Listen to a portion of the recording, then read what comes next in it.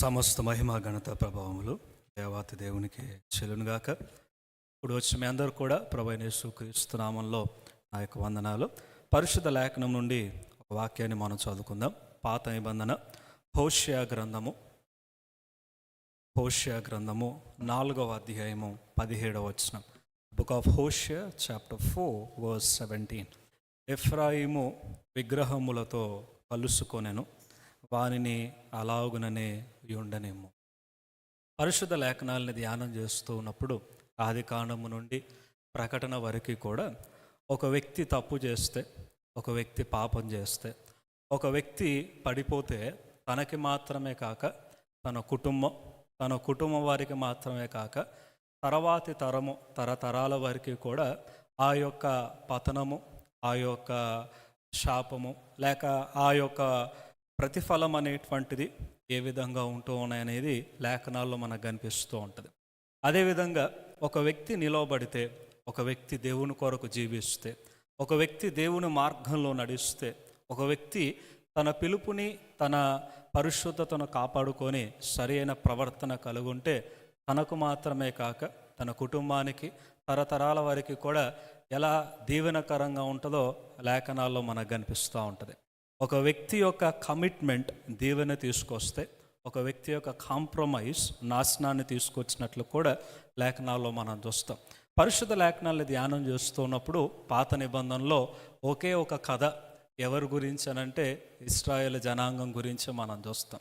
12 గోత్రాల వారు యాకోబు ద్వారా దేవుడు ఏర్పాటు చేసుకున్నటువంటి ఆ 12 గోత్రాలు ఎలా పడ్డారో, ఎలా నిలవబడ్డారు, ఈ 2 విషయాల గురించే మనకి 39 పుస్తకాలు కూడా కనిపిస్తూ ఉంటాయి. అయితే ఎప్పుడు నాకు వచ్చేటువంటి ఒక ప్రశ్న, ఒకప్పుడు కూడా ఆ ప్రశ్నకి జవాబు దొరికినప్పటికీ ఆది కాండంలో యోసేపు యొక్క జీవితాన్ని ఆలోచన చేస్తూ ఉంటే యోసేపు యొక్క పరిశుద్ధత, యోసేపు యొక్క పట్టు విడవని విశ్వాసం, యోసేపు యొక్క ప్రవర్తన ఎవరూ కూడా అలాగున జీవించలేరు. పాత నిబంధనలో ప్రత్యేకంగా ఆది కాండంలో అది అబ్రహాము కావచ్చు, యాకోబు కావచ్చు, ఇస్సాకు కావచ్చు, అలాంటి ఒక అవుట్ స్టాండింగ్ ఎక్సలెన్సీస్ అనేటువంటివి ఎవరికి కూడా లేదు పాత నిబంధనలో. అందుకనే యోసేపుని ఏసైతో కూడా పోల్చినట్లుగా మనం చూస్తూ ఉంటాం.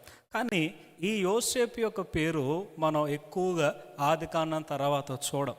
యోసేపుకి ఆధిక్యత ఎక్కువగా కనిపించదు.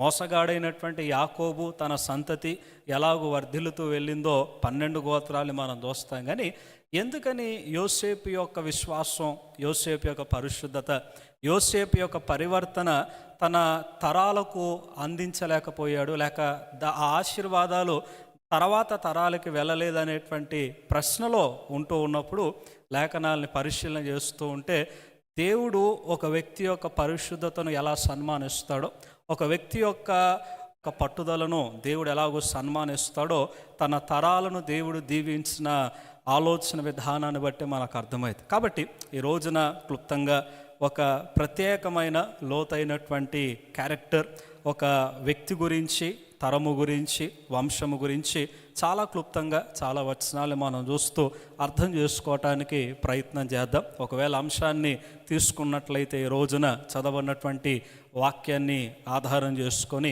అపాయములో ఉన్న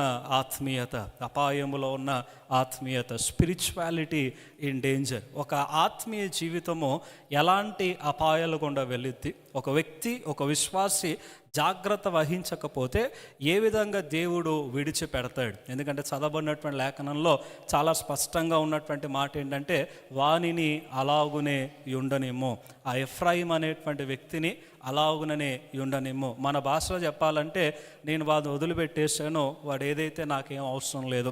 దేవుడు విడిచిపెట్టినటువంటి ఒక తెగ, దేవుడు విడిచిపెట్టినటువంటి ఒక వంశం, దేవుడు విడిచిపెట్టినటువంటి ఒక వ్యక్తి. ప్రకటన గ్రంథం 7వ అధ్యాయంలో 12 గోత్రాల గురించి సంబోధిస్తూ ఉన్నప్పుడు కూడా ఎఫ్రాయిం అనేటువంటి పేరు మీకు కనిపించదు. ఎందుకని అలాంటి దుస్థితిలోకి ఎఫ్రాయిము వెళ్ళాల్సి వచ్చింది? ఈ ఎఫ్రాయిము గురించినటువంటి అధ్యయనము ఈ రోజున మేము ముందు పెట్టాలని ఆశపడుతూ ఉన్నాను. ఈ ఎఫ్రాయిము జీవితాన్ని లేక ఎఫ్రాయిమీయులని ఒకవేళ ఆలోచిస్తే 3 భాగాల ధ్యానము ఈరోజు మనం చేయబోతూ ఉన్నాం. ఒకటి ద ప్రివిలేజ్, దేవుడు ఎఫ్రాయిముకి ఇచ్చినటువంటి ఆధిక్యత. అండ్ రెండవది ది పర్వర్షన్, ఎఫ్రాయిము యొక్క ఆకర్షణ లేకపోతే అతిక్రమం. అండ్ మూడవది ద ప్రామిస్, దేవుడు వారికి ఇచ్చినటువంటి ఆహ్వానము లేక ఆదరణ. ఎఫ్రాయిము ఎలాగో ఆధిక్యతలు పొందుకున్నారు, ఎలాగో అతిక్రమములోకి వెళ్ళారు, మరలా ఎలాగో దేవుని చేత ఆహ్వానించబడి ఆదరించబడ్డారు. దేవుని యొక్క అద్భుతమైన లక్షణాలు వీరి జీవితంలో ఎలాగో కనిపిస్తూ ఉన్నాయనేటువంటిది క్లుప్తంగా ఈరోజు మనం ధ్యానించడానికి ఆశపడదాం. ఈ రోజున క్రైస్తవులుగా మనం జీవిస్తూ ఉన్నప్పుడు, విశ్వాసులుగా జీవిస్తూ ఉన్నప్పుడు ఎన్నో ఆధిక్యతలు మనకు దేవుడు ఇస్తూ ఉంటాడు, భౌతికంగా కానీ ఆత్మీయంగా కానీ. ఈ రోజున ఇలాగున ఉన్నాము అని అంటే అది కేవలము దేవుని యొక్క ఆధిక్యత, దేవుని యొక్క కృప మాత్రమే. దాన్ని విసర్జించిన అది అవివేకం అయింది, అది బుద్ధిహీనత అయింది. ఎందుకంటే ఆయన కృప లేని పక్షాన ఒక క్షణము కూడా మానవ బ్రతుకు ఈ భూమి మీద ఉండటానికి అవకాశం అనేటువంటిది లేదు. అలాంటి ఒక తెగ, అలాంటి ఒక రాజ్యము గురించి ఈ రోజున మనం ఆలోచించడానికి ప్రయత్నిస్తే, మొదటిగా ఈ ఎఫ్రాయిము గురించినటువంటి ఆలోచనని మనం చూస్తూ ఉంటే, దేవుడు వారికి ఇచ్చిన 7 ఆధిక్యతలు, క్లుప్తంగా వివరణ నేను ఇవ్వను కానీ ఎలాంటి ఆధిక్యతలు ఎఫ్రాయిముకి ఇవ్వబడ్డాయి. మొదటి ప్రస్తావన ఎఫ్రాయిము గురించి మనం చూస్తూ ఉంటే, ఇంతకీ ఎఫ్రాయిం ఎవరు అని అంటే యోసేపు యొక్క రెండవ కుమారుడు. మొదటి కుమారుడు మనష్షే అయితే రెండవ కుమారుడు ఎఫ్రాయిముగా ఉన్నాడు. ఈ ఎఫ్రాయిము ఐగుప్తులో జన్మించినట్లుగా ఆది కాండము 41వ అధ్యాయము 52లో మనం చూస్తాం. యోసేపు యొక్క ప్రకటన విశ్వాస ప్రకటన అని అంటాం. దేవుడు ఎలాగూ తను నడిపించాడో, దేవుడు ఎలాగూ తనని కనికరించాడో ఆ విశ్వాస ప్రకటన తాను చేస్తూ, దేవుడు తనకి చేసిన కార్యము జీవితాంతము గుర్తుండాలని ఆ కార్యాన్నే పేరుగా మార్చి తన రెండవ కుమారునికి పెడుతూ ఉన్నాడు. ఆది కాండం 41వ అధ్యాయము 52వ వచనాన్ని నేను చదువుతూ ఉన్నాను. Book of Genesis chapter 41 verse 52. తరువాత అతడు నాకు బాధ కలిగిన దేశమందు దేవుడు నన్ను అభివృద్ధి పొందించనని చెప్పి రెండవ వానికి ఎఫ్రాయిము అను పేరు పెట్టెను. అందుకనే ఎఫ్రాయిము అనేటువంటి పదానికి, పేరుకి హెబ్రీ భాషలో double blessing are double fruitfulness అని అంటారు. రెండంతల ఫలము, రెండంతల అభివృద్ధి, రెండంతల ఆశీర్వాదం. వాస్తవానికి అభివృద్ధి అని చెప్పొచ్చు, లేక ఆశీర్వాదం అని చెప్పొచ్చు, ఫలము అని చెప్పొచ్చు. కానీ తాను ఎఫ్రాయిం అని పేరు పెట్టడాన్ని బట్టి దేవుడు చెప్తున్న మాట రెండంతల అభివృద్ధి, రెండంతల ఫలము. యోసేపు అది ఎందుకు పెట్టాడో తెలియదు, కానీ అది ఎలాగూ నెరవేరిందో తర్వాత అధ్యాయంలో మనం చూస్తాం.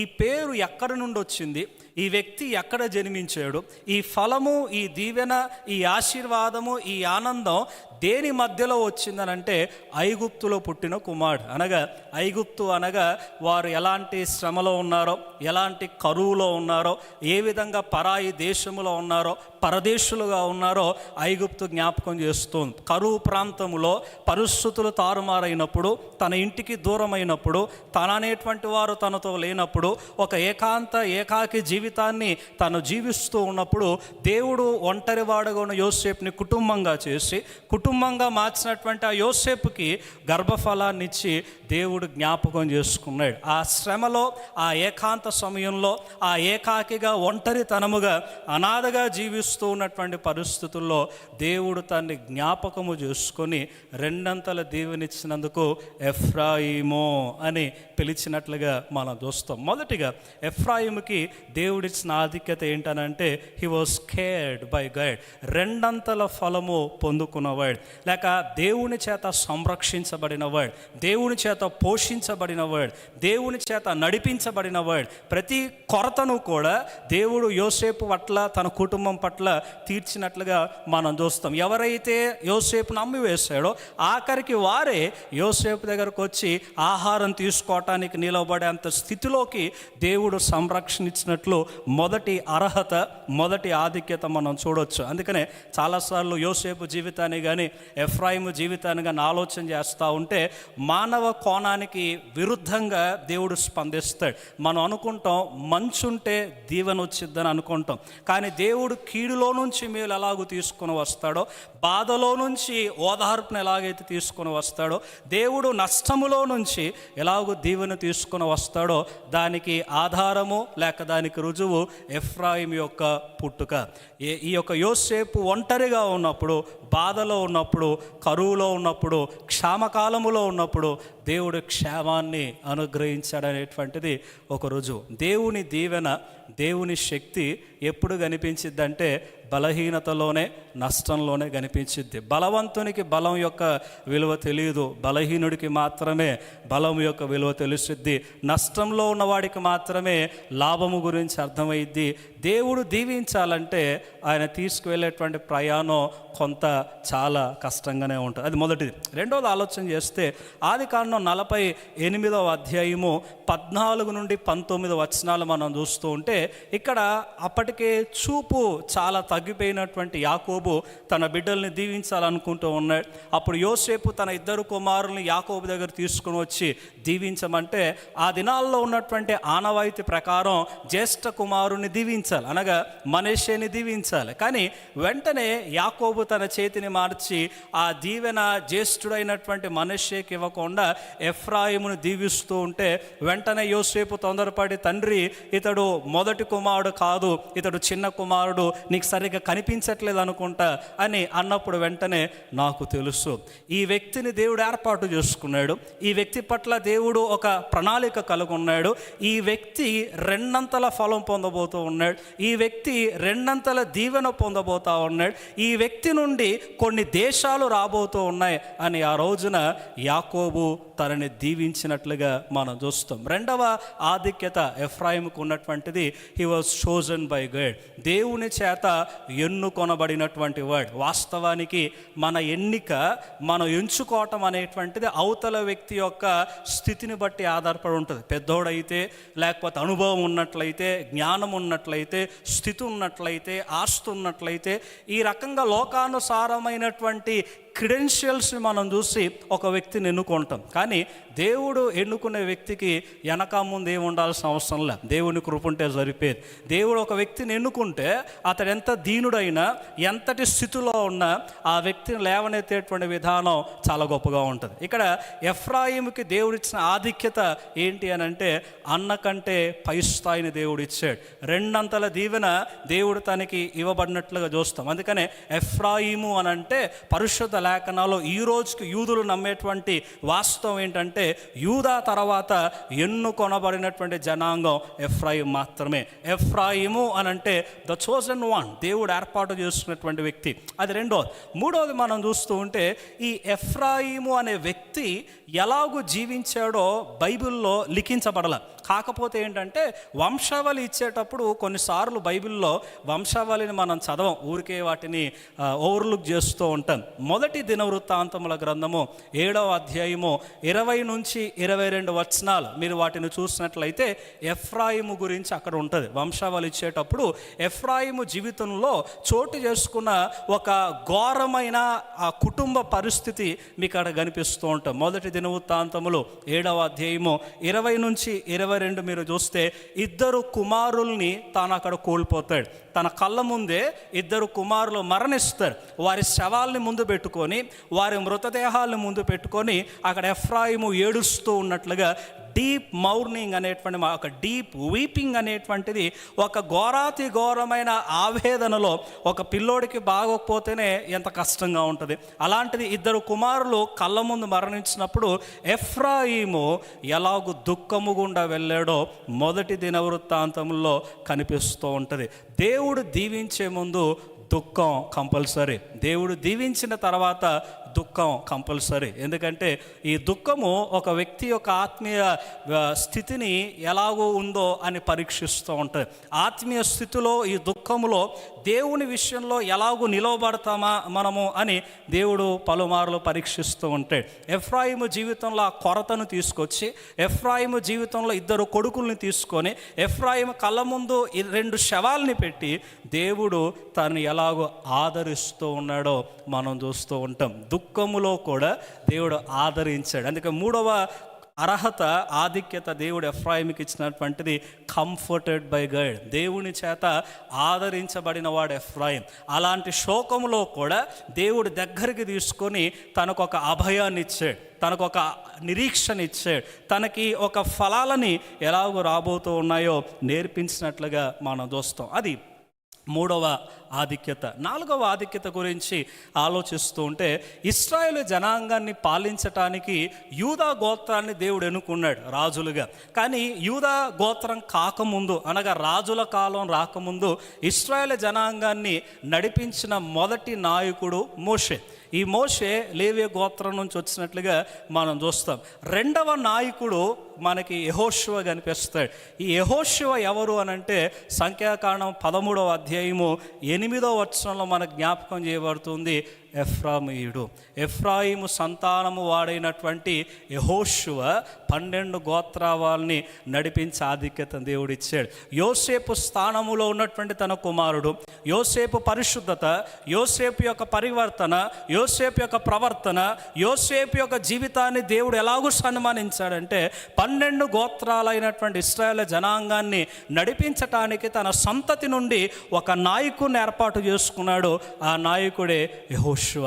యెహోషువ మోషే కంటే నమ్మకంగా, మోషే కంటే ప్రార్థనపరుడుగా, మోషే కంటే విశ్వాసం కలిగిన వాడిగా ప్రజలందరినీ కూడా దేవుణ్ణి సేవించేంత ఎత్తుకి ఎదిగినటువంటి ఆ యెహోషువ ఎవరి సంతానం అంటే ఎఫ్రాయిము సంతానం. ఎఫ్రాయిముకి దేవుడిచ్చినటువంటి నాలుగవ ఆధిక్యత ఏంటి అని అంటే, he was commissioned by God. నాయకత్వము మొదలైంది ఎఫ్రాయిము నుండి. లేవీల్ని ప్రక్కన పెడితే నాయకత్వం అనేటువంటిదే ఎఫ్రాయిము నుండి దేవుడు మొదలుపెట్టాడు. అది నాలుగవ అర్హత దేవుడు ఇవ్వటం. యెహోషువ 24వ అధ్యాయము 30వ వచనాన్ని మనం చూసినట్లయితే, ఆఖరికి యెహోషువ ఎక్కడ పాతి పెట్టాడని అంటే ఎఫ్రాయిము మన్యములోనే పాతి పెట్టబడినట్లుగా చూస్తాం. అంటే గమనించండి, దేవుడు ఒక వ్యక్తికి ఇన్ని అర్హతలు ఇస్తూ, ఒక వ్యక్తికి ఇన్ని ఆధిక్యతలను ఇస్తూ, నేను ఏర్పాటు చేసుకున్నాను, నీ పట్ల నాకు ప్రణాళిక ఉంది, నీవు ఈ లోకంలో నా కొరకు జీవించాలనేటువంటి తలంపుల్ని ప్రతినిత్యము కూడా దేవుడు వారికి ఇస్తూనే ఉన్నాడు.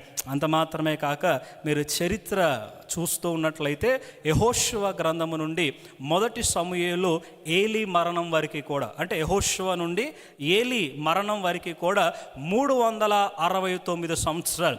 ఈ 369 సంవత్సరాలు ప్రత్యక్ష గుడారం, టెబర్నాకిల్ అనేటువంటిది ఎక్కడుంది అని అంటే వాక్యంలో మనకు తెలుసు విధంగా షీలోహులో ఉంది. ఈ షీలోహు ఏ మన్యములో ఉంది, ఈ షీలోహు ఏ టెరిటరీలో ఉందనంటే ఎఫ్రాయిము ఆధ్వర్యంలో. ప్రత్యక్ష గుడారము, మందసము 369 సంవత్సరాలు ఎవరి మధ్యలో ఉండటానికి దేవుడు ఆధిక్యతనిచ్చాడనంటే ఎఫ్రాయిము మధ్యలో ఉండటానికి ఆధిక్యతనిచ్చాడు. ఎఫ్రాయిము మధ్యన దేవుడు ఉండటానికి వారిని ఏర్పాటు చేసుకున్నాడు.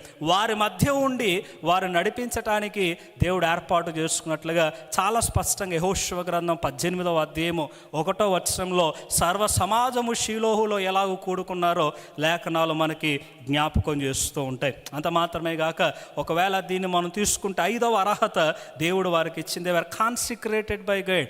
ఆలయ స్థలము కూడా, దేవుని నివాస స్థలము కూడా ఎఫ్రాయిమే వాస్తవానికి ఆలోచిస్తే. అది 5వ ఆధిక్యత. 6వ ఆధిక్యతను మనం చూసినట్లయితే యెహోషువ గ్రంథం 16వ అధ్యాయము 1 నుండి 10 వచనాలు మీకు కనిపిస్తూ ఉంటాయి.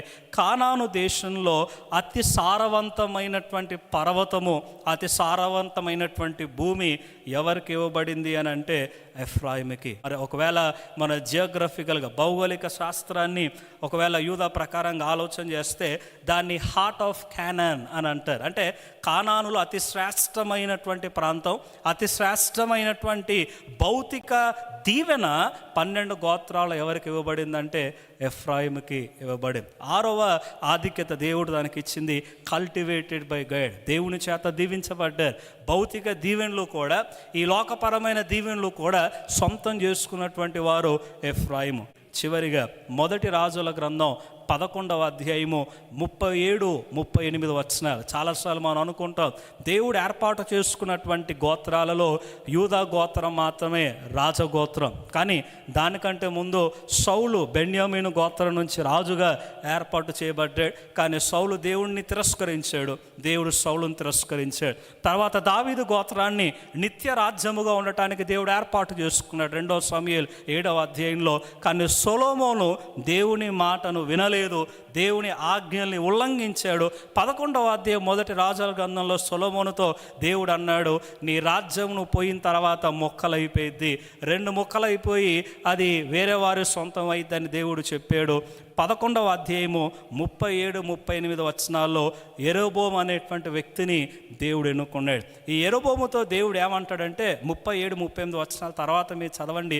నీవు కానీ దావీదు నడిచినట్టు నడిస్తే, నీవు కానీ నా మాటల్ని నా ఆజ్ఞల్ని గైకొంటే, నేను నీ యొక్క కుటుంబాన్ని నిత్యముగా ఉండేటట్టు, నీ ఇంటిని నిత్యమైన ఇల్లుగా ఉండేటట్టు, నీ యొక్క రాజ్యాన్ని నిత్యమైన రాజ్యముగా ఉండేటట్టు, దావీదుతో సమానముగా నీ కుటుంబం ఉండేటట్టు నేను చేస్తానని యెరోబోముకి దేవుడు ఆధిక్యతనిచ్చాడు. ఇంతకీ ఆ యెరోబోము ఎవరు అని అంటే ఎఫ్రాయిము సంతానం.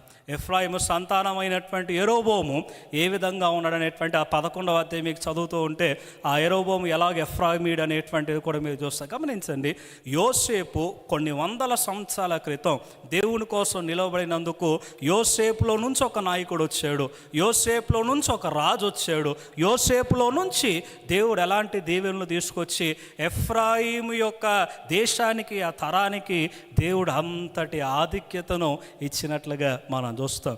ఈ రోజున నిజంగా ఆలోచన చేస్తే మన జీవితాల్లో దేవుడు అలాంటి ఆధిక్యతలను ఇచ్చాడు, సంరక్షిస్తూ ఉన్నాడు, పిలుచుకున్నాడు, కావలసినవి అనుగ్రహిస్తూ ఉన్నాడు. మనల్ని తన ఆలయముగా మార్చుకొని పరిశుద్ధాత్మను మనలో ఆయన ఉంచి అనునిత్యము కూడా మనల్ని నడిపిస్తూ ఉంటే ఎలాగూ దేవుడిచ్చిన ఆధిక్యతల్ని కాపాడుకుంటాం. మనిషిగా ఉన్నటువంటి బుద్ధి ఏంటంటే దేవుడిచ్చే అవకాశాలు చేజార్చుకుంటాం, దేవుడిచ్చేటువంటి ఆధిక్యతల్ని కోల్పోతూ ఉంటాం. అదే ఎఫ్రాయిములో కూడా జరిగింది. కీర్తన 78 ఎక్కువగా ఎఫ్రాయిము గురించే మాట్లాడుతూ ఉంటారు. 78వ కీర్తన మీరు చదువుతూ ఉంటే దాంట్లో 67వ వచనాన్ని నేను చదువుతూ ఉన్నాను. 78వ కీర్తన 67వ వచనాన్ని నేను చదువుతూ ఉన్నాను. దాంట్లో ఈ విధంగా ఉంటుంది, పిమ్మట ఆయన యోసేపు గుడారమును అసహించుకొనెను, ఎఫ్రాయిము గోత్రమును కోరుకొనలేదు. ఎంతటి విషాదకరమైనటువంటి పరిస్థితి. యోసేపు గుడారాన్ని ఎన్నుకున్నటువంటి దేవుడు, ఎఫ్రాయిము గోత్రాన్ని ఎన్నుకున్నటువంటి దేవుడు, ఆ దేవుడు సెలవిస్తున్నటువంటి మాట ఏంటనంటే యోసేపు గుడారమునంట అసహించుకుంటున్నాడంట. ఈ యొక్క ఎఫ్రాయిము యొక్క గోత్రాన్నంట దేవుడు కోరుకోలేదంట. ఇంతకీ ఏమైంది?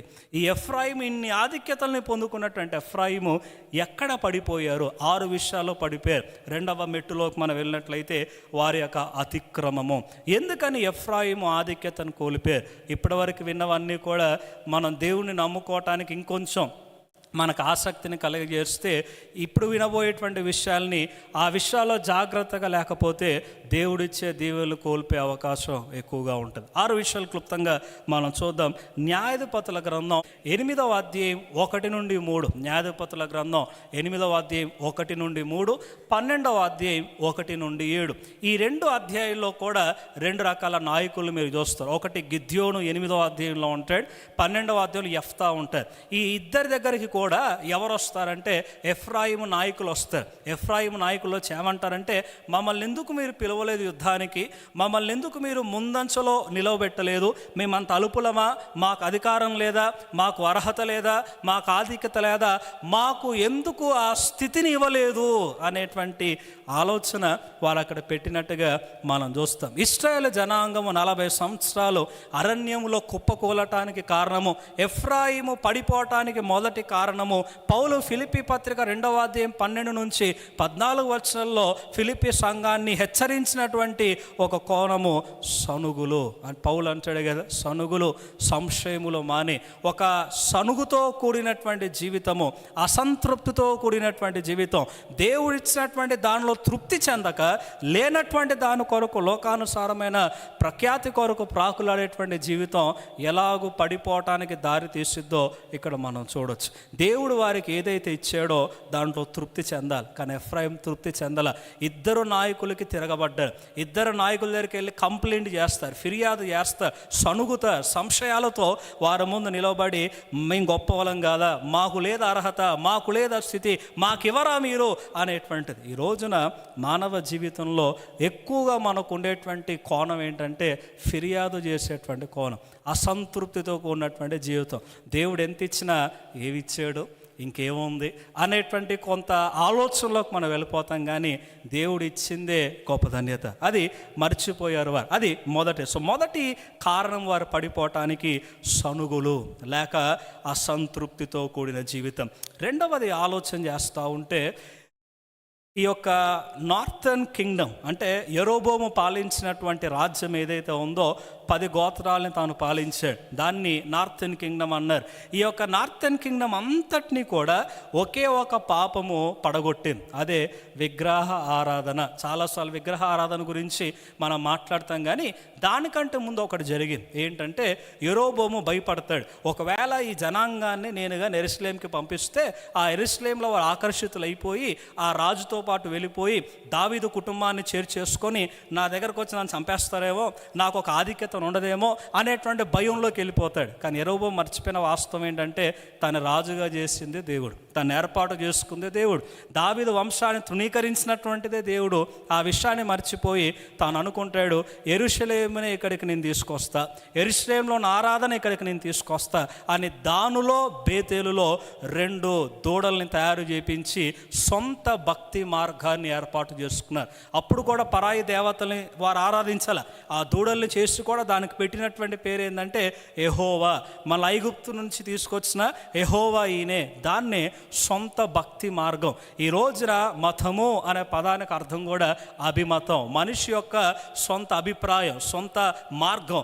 ఆ సొంత మార్గమే ఏ విధంగా ఇతర ఆలోచనల వైపు నడిపించిద్దో మనం చూస్తాం. రెండవ అతిక్రమం వారు చేసినటువంటిది ఏంటనంటే సొంత భక్తి మార్గాన్ని వారు ఎన్నుకున్నారు. ఇంకొక మాటలో ఆ సొంత భక్తి మార్గం విగ్రహ ఆరాధన వైపు దారితీస్తుంది. సో రెండవ తప్పు వారు చేసింది, యెరూషలేముకి వెళ్ళి ఆరాధించకుండా దానులో బేతేల్లో వారొక ఆ రూపాన్ని చేసుకొని దాన్ని ఆరాధించడం మొదలుపెట్టారు. చాలాసార్లు దేవుని ఆలయాన్ని ప్రక్కన పెట్టి మన సొంత మార్గాల్ని మనం ఏర్పాటు చేసుకుంటాం. ఈ యొక్క ఆన్లైన్ టెక్నాలజీ వచ్చిన తర్వాత, వర్చువల్ గ్రూప్స్ వచ్చిన తర్వాత చాలా మటుకు దేవుని ఆలయానికి ఇచ్చేటువంటి ప్రాధాన్యత తగ్గిపోయినట్లుగానే మనం చూస్తాం. ప్రతి మనిషి ఎవరికి నచ్చిన మార్గాల్ని వారు ఏర్పాటు చేసుకుంటున్నటువంటి దినాల్లో మనం జీవిస్తున్నాం. అది రెండవది.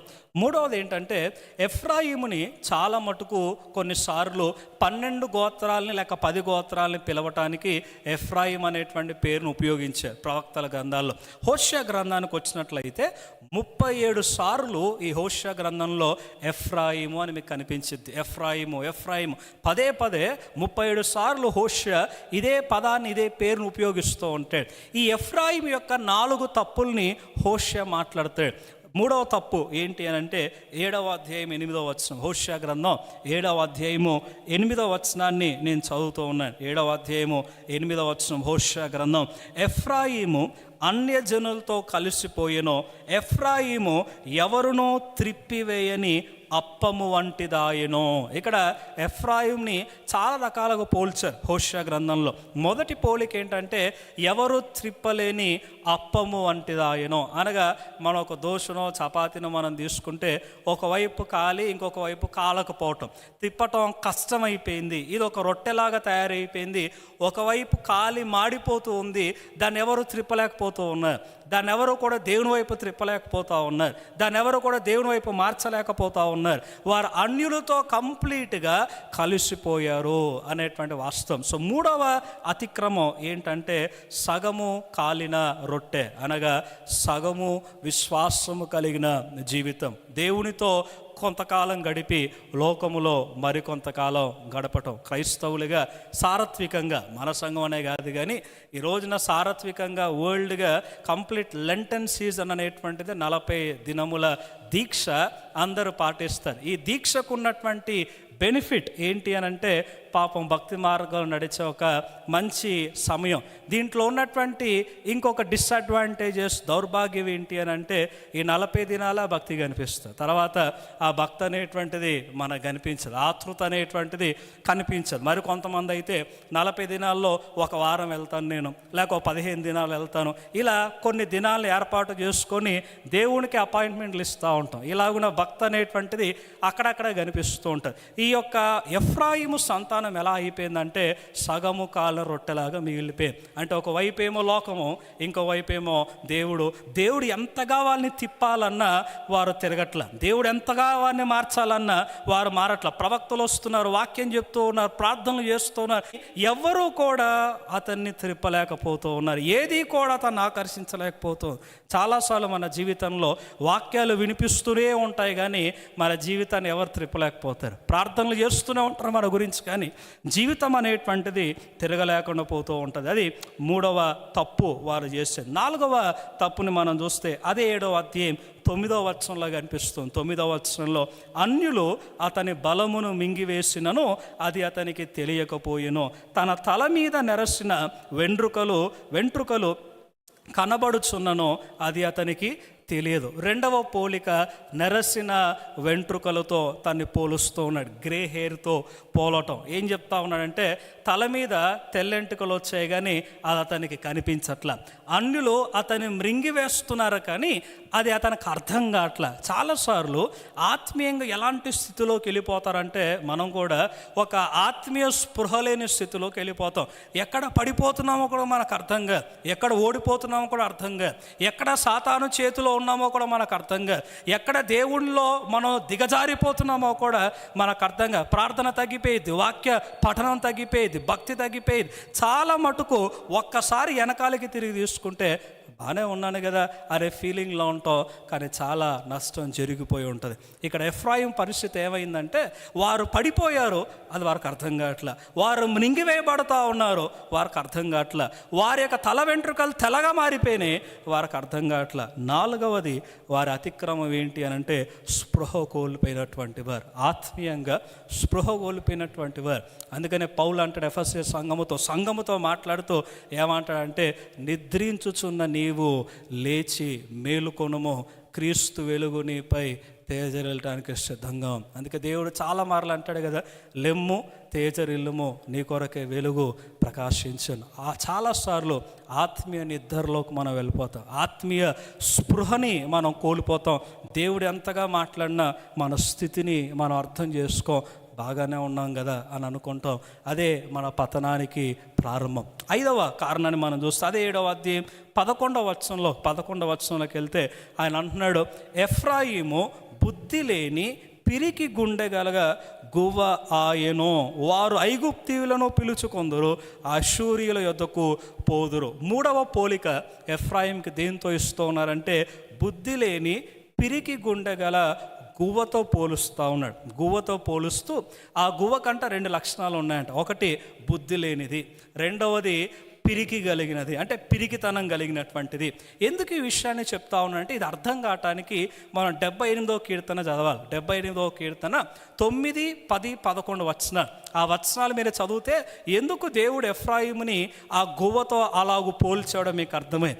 ఎఫ్రాయిము యొక్క సైన్యము చాలా పెద్దది, 40,000 మంది కంటే సైనికులు ఎఫ్రాయిము గోత్రంలో ఉన్నారు. సంఖ్యాకాండం మనం చదువుతుంటే 1వ అధ్యాయం మనకు అర్థమవుతూ ఉంటుంది.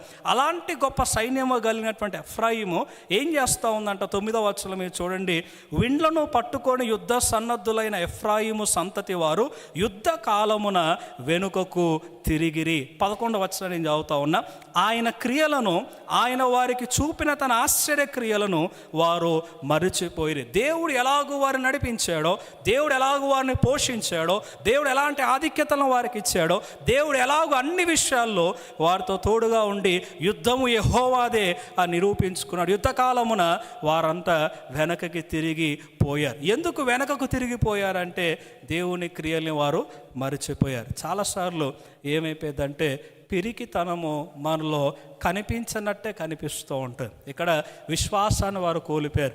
అప్పటి వరకు దేవుని నమ్ముకున్నారు, అప్పటి వరకు దేవుని పైన ఆధారపడ్డారు. కానీ ఐగుప్తుల సహాయము, అషూరీల సహాయము తీసుకున్నారు. ఎవరి సహాయం అయితే వారు తీసుకున్నారో దేవుడు వారిని అప్పగించేసినట్లుగా మనం చూస్తాం. 5వ పాపము వారు చేసినటువంటిది సందేహం. దేవుణ్ణి నమ్మలేకపోయారు. కొన్ని పరిస్థితుల్లో చాలాసార్లు మనకు కూడా పిరికితనము కలిగినటువంటి హృదయం ఉంటుంది, పిరికితనము కలిగినటువంటి విశ్వాసం ఉంటుంది. దేవుణ్ణి నమ్మలేకపోతాం. ఎందుకంటే కళ్ళ ముందు అన్ని కనిపిస్తూ ఉంటాయి, అసాధ్యమైనవి అన్ని పరిస్థితులు ఉంటాయి, అన్ని శ్రమలు ఉంటాయి. మన శరీరము, మన జ్ఞానం చెప్పేది ఏంటంటే ఇట్స్ ఇంపాసిబుల్, ఇది అసాధ్యమైంది. కానీ దేవుణ్ణి ఎలాగైతే గతంలో తోడుగా ఉన్నాడో ఇప్పుడు కూడా అలాగనే ఉంటాడు కదా, ఎలాగైతే నీ పక్ష యుద్ధం చేశాడో ఇప్పుడు కూడా అలాగనే చేస్తాడు కదా. దాన్ని మర్చిపోయారు. అందుకనే బుద్ధి లేని గువ్వ అని అంటున్నాడు. అంటే విచక్షణ ఆగిపోయింది, ఆలోచించడం ఆగిపోయారు, దేవుడు చేసిన కార్యాలను గుర్తు చేసుకోవటం ఆగిపోయారు. అందుకనే సందేహము అనుమానము ఎప్పుడు మొదలైద్దంటే ఆలోచన ఆగిపోయినప్పుడు, దేవుడు చేస్తున్న కార్యాలని ఆలోచించడం ఆపేసినప్పుడు, ఒక వ్యక్తి యొక్క మంచితనం గురించి ఆలోచించటం ఆపేసినప్పుడు, ఆలోచన తగ్గిపోతే అనుమానం మొదలైద్ది. అది 5వ చివరి దీంతో ముగిస్తా. హోషేయ గ్రంథం 12వ అధ్యాయము 8వ వచనం. హోషేయ గ్రంథం 12వ అధ్యాయము 8వ వచనం. వారి యొక్క పరిస్థితి మీరు చూడండి, వారు ఎంతటి స్థితిలోకి వెళ్ళిపోయారంటే, నేను ఐశ్వర్యవంతుడనైతిని, నాకు బహు ఆస్తి దొరికెను, నా కష్టాజితములో దేనిని బట్టి శిక్షకు తగిన పాపము నాలో ఉన్నట్టు ఎవరునూ కనుపరచలేరని ఎఫ్రాయిము అనుకొనుచున్నాడు. ఆయన అనుకుంటున్నాడంట, నాకు చాలా ఆస్తి ఉంది, నేను గొప్ప స్థితికి వెళ్ళాను, నాలో ఎవడు కూడా పాపాన్ని చూపించలేడు, నాలో ఎవడు కూడా తప్పు చూపించలేడు, నేను ఒక నీతిమంతుణ్ణి అని ఎఫ్రాయిము అనుకుంటున్నాడు. 6వ తప్పు తాను చేసినటువంటిది స్వనీతి. ఒకరి స్వనీతి వారిని నాశనంలోకి నడిపించింది. ఏ రోజైతే మనిషి నేను పర్ఫెక్ట్ అని అనుకుంటాడో, నాలో తప్పులు లేవు అని అనుకుంటాడో, దేవుడు నాతో మాట్లాడుతున్న ఇది నాకు కాదు, నా ఇంట్లో ఉన్న వారికి ఈ వాక్యము, పక్కనున్న వారికి ఈ వాక్యము, పలానా సహోదరునికి ఈ వాక్యము అని దేవుడు మాట్లాడుతూ ఉన్నప్పుడు ఆ మాటల్ని ఆపి నేను అలౌ చేయనో, అంగీకరించనో, అది స్వనీతికి నిదర్శనం. వారు స్వనీతిలో ఉండిపోయి మేము పర్ఫెక్ట్ అని అనుకున్నారు. దేవుడు వారు ఎంత అతిక్రమంలో ఉన్నారో జ్ఞాపకం చేస్తారు. సో 2వది, అంతటి ఆధిక్యత కలిగినటువంటి ఎఫ్రాయిముని చివరికి దేవుడు ఏమంటా ఉన్నాడు, నేను అసహించుకుంటున్నా, వారి జోలికి నేను పోను, వారిని అలాగనే వదిలేయండి అని దేవుడు చెప్పటాన్ని మనం చూస్తాం. నిజంగానే జరిగింది. క్రీస్తు పూర్వం 722లో అషూరీలు అనేటువంటి వారు వారిని బానిసలుగా తీసుకెళ్ళిపోయారు. ఈ రోజుకి ఎఫ్రాయిం యొక్క గోత్రం కనుమరుగైపోయినట్లుగానే మనం చూస్తాం. ఒక విశ్వాసము దీవెన తీసుకొస్తే, ఒక అవిశ్వాసము నష్టాన్ని తీసుకొస్తుంది. యోసేపు నిలవబడతాన్ని బట్టి ఎఫ్రాయిము కొన్ని వందల సంవత్సరాలు ఉనికిలో ఉంటే, ఇక్కడ యెరోబోము అనేక మంది పడిపోవటాన్ని బట్టి కనుమరుగైపోయినట్లుగా ఎఫ్రాయిం కనిపిస్తాయి. కానీ దేవుని హృదయం గురించి మీరు ఆలోచించాలనుకుంటే, ఈ ఎఫ్రాయింని దేవుడు ఏమని పిలుస్తాడో తెలుసా? నా జ్యేష్ఠ కుమారుడా అని అంటాడు. హోషేయ గ్రంథంలోనే నా జ్యేష్ఠ కుమారుడా అని అంటాడు. కానీ వాస్తవానికి ఎఫ్రాయిము జ్యేష్ఠ కుమారుడు కాదు కదా, కనిష్ఠుడు. అయినా సరే జ్యేష్ఠుడు అని ఎందుకు అన్నాడంటే, it's out of my grace, నేను నిన్ను ఎన్నుకున్నా, నీవు నా జ్యేష్ఠుడివి అని దేవుడు అంటాడు. ఇర్మియా గ్రంథం 31వ అధ్యాయం 20వ వచనాన్ని మీరు చదివినట్లయితే ఎలాగో ఆదరిస్తూ ఉన్నాడంటే ఎఫ్రాయింని ఆయన అంటూ ఉన్నాడు. ఒక చక్కని మాటలు అక్కడ చెప్తాడు, చదువుదాం. ఇర్మియా గ్రంథం 31వ అధ్యాయము 20వ వచనంలో వారికి దేవుడు ఇస్తున్న ఆదరణ, 3వ భాగము దేవుడు వారికి ఇస్తున్న ఆహ్వానం, ద ప్రామిస్ ఆఫ్ ఎఫ్రాయిం. ఇర్మియా 31:20లో ఆయన అంటా ఉన్నాడు, మనం చదువుతూ ఉంటే, ఎఫ్రాయిము నాకిష్టమైన కుమారుడా, నా ముద్దు బిడ్డ. దేవుడు చాలా చక్కగా ఒక తండ్రి ఎలాగైతే పిల్లోని పిలుస్తూ ఉన్నాడో అలాగే ఎఫ్రాయింని దేవుడు పిలుస్తూ ఉన్నాడో. నేను అతనికి విరోధముగా మాట్లాడినప్పుడల్లా అతని జ్ఞాపకము నన్ను విడవకున్నది. దేవుడు ఎంత కఠినంగా శిక్షించినా, దేవుడు ఎంత కొట్టినా, దేవుడు ఎంతగా నష్టంలోకి వారు నడిపించినా, దేవుడు అంటా ఉన్నాడు వారి జ్ఞాపకం నన్ను విడవట్లేదు. ఇంకా అద్భుతమైన మాటలు, అతని గురించి నా కడుపులో చాలా వేదనగా ఉన్నది, తప్పక నేను అతని కరుణింతును, ఇదే యెహోవాకు. దేవుని యొక్క కడుపులో అంటే ఆ యొక్క వర్డింగ్స్ మనం చూస్తూ ఉంటే it was the deep compassion of God on Ephraim. ఎఫ్రాయిము పట్ల దేవుడికి అంతటి కనికరం, అంతటి ప్రేమ, అంతటి కృప తన్నుకొచ్చి దేవుడు అంటున్నాడు, ఒకరోజు మళ్ళీ నేను మిమ్మల్ని లేవనెత్తా, ఒక రోజున మళ్ళీ నేను మిమ్మల్ని తీసుకొని వస్తా, ఒక రోజున మళ్ళీ నేను దీవిస్తా, ప్రొవైడెడ్ ఇఫ్ యూ రిపెంట్. ఒకవేళ మీరు పశ్చాత్తాపపడితే, మీరు నా వైపు తిరిగితే, మీ ఆత్మీయతను మరలా మీరు స్థిరపరచుకుంటే, అపాయములో ఉన్నటువంటి మీ జీవితంను మరలా భద్రపరచుకుంటే, మరలా నేను మిమ్మల్ని కనికరిస్తా, మరలా పూర్వ వైభవాన్ని నేను మీకు ఇస్తా. అందుకే హెచ్కేల్ గ్రంథం 37వ అధ్యాయము 15 నుంచి 19 వచనాలు మీరు చూసినట్లయితే ఎఫ్రాయిము గురించి ప్రవచనము దేవుడు చెప్తూ ఉన్నాడు. 3 కర్రల గురించి మాట్లాడతాడు. యూదా అనే ఒక కర్ర, ఇశ్రాయేల్ అనే ఒక కర్ర, ఎఫ్రాయిం అనేటువంటి ఒక కర్ర. ఈ 3 కర్రల్ని కలుపుతా ఒక రోజున 12 గోత్రాలు ఇశ్రాయేలులో వారు సమకూర్చబడతారు. మెస్సయ్య రెండో రాకడలో భూమి మీదకి తిరిగి వస్తాడు. దేవుని యొక్క ప్రణాళిక 12 గోత్రాలు కలుస్తారు, ఎఫ్రాయిము కూడా కలుస్తాడు. ఎఫ్రాయిము కూడా దేవుడి యొక్క స్వాస్థ్యములో పాలు పంపులు పొందుకుంటాడు. ఇది భవిష్యత్తు అని దేవుడు చెప్తున్నాడు. దేవుడు ఇస్తున్నటువంటి వాగ్దానం పడిపోయిన వారికి కూడా దేవుడు ఇచ్చేటువంటి భరోసా, నిలవబడితే నేను దీవిస్తా, నిలవబడితే నేను కనికరిస్తా. దేవుడు అంత క్రూరుడేమి కాదు, దేవుడు అంత కఠినుడు ఏమి కాదు. దేవుడి దగ్గరికి మనం పశ్చాత్తాపంతో వస్తే, సరి చేసుకుంటే, మన స్వనీతిని ఆధారం చేసుకోకుండా ప్రక్కన పెట్టి నేను దేవుని కొరకు నిలబడితే, జకర్యా 10:7 అంటూ ఉన్నాడు ఎఫ్రాయిం గురించి మాట్లాడుతూ, ఎఫ్రాయిము వారు బలాఢ్యులవుతారు, వారికి ఎన్నడూ లేనటువంటి ఆనందాన్ని మరలా నేను అనుగ్రహిస్తా, ఎన్నడూ లేనటువంటి దీవెన అనుగ్రహిస్తా. ఎఫ్రాయిము చక్కని ప్రారంభం కలిగి ఉన్నారు, కానీ దేవునిలో నిలబడలేకపోయారు, పడిపోయారు. ఆ తరము నశించిపోయింది. కానీ తరాలు నశించిన, తరాలు మారని దేవుని మనం ఆరాధిస్తూ ఉన్నాం. దేవుడు చేసిన వాగ్దానము ఒక్కటి కూడా నిష్ప్రయోజనంగా పోదు. దేవుడు చేసినటువంటి వాగ్దానం ఒక్కటి కూడా నెరవేరకుండా పోదు.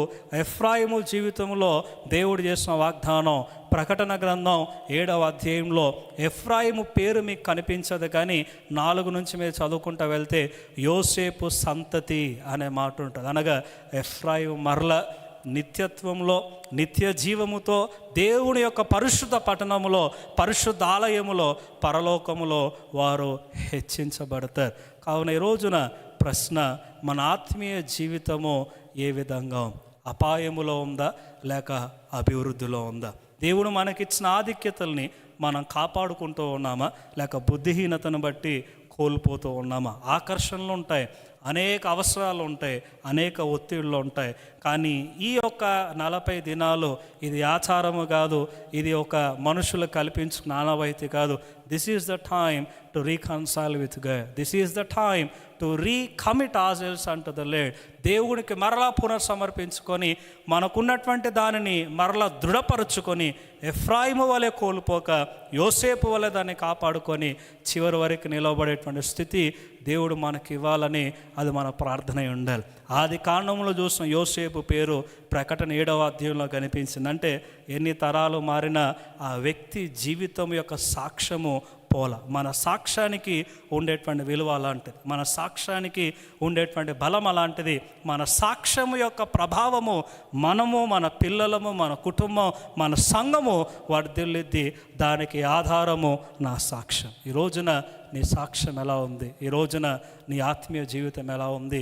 పడిపోవటం సులువు, కానీ తిరిగి నిలవబడి దేవుని కోసం జీవించగలిగితే ఆత్మదేవుడు మనకు సహాయం చేసి నడిపిస్తారు. అటు కృప దేవుడు మనకు అనుగ్రహించి నడిపించునుగాక. చిన్న ప్రార్థన చేసుకుందాం. తండ్రి, నీకు వందనాలు, ఇచ్చిన సమయాన్ని బట్టి మీకు స్తోత్రం.